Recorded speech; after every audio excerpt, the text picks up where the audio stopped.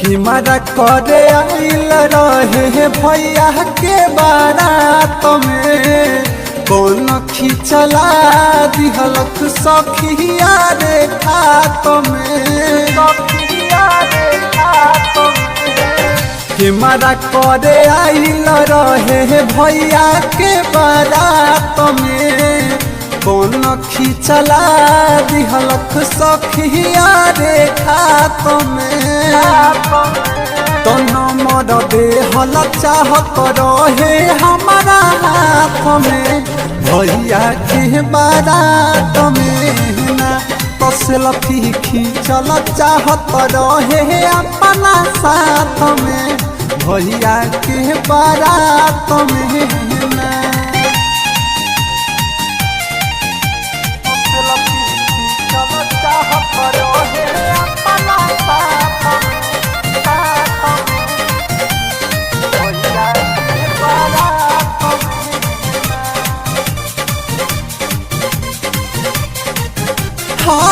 तिलक के दिन से बहरे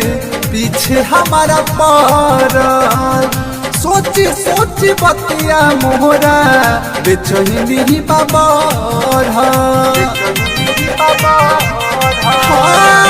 तिलक के दिन से बहरे पीछे हमारा पार सोची सोची बतिया मोहरा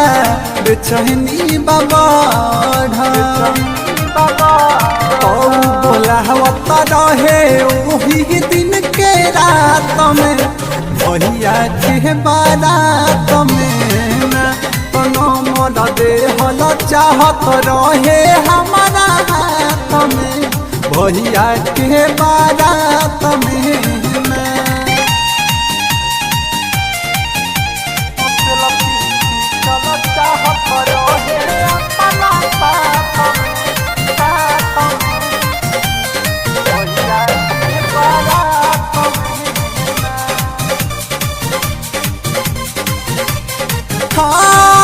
मन बड़े बड़का भाई मानिस से बताई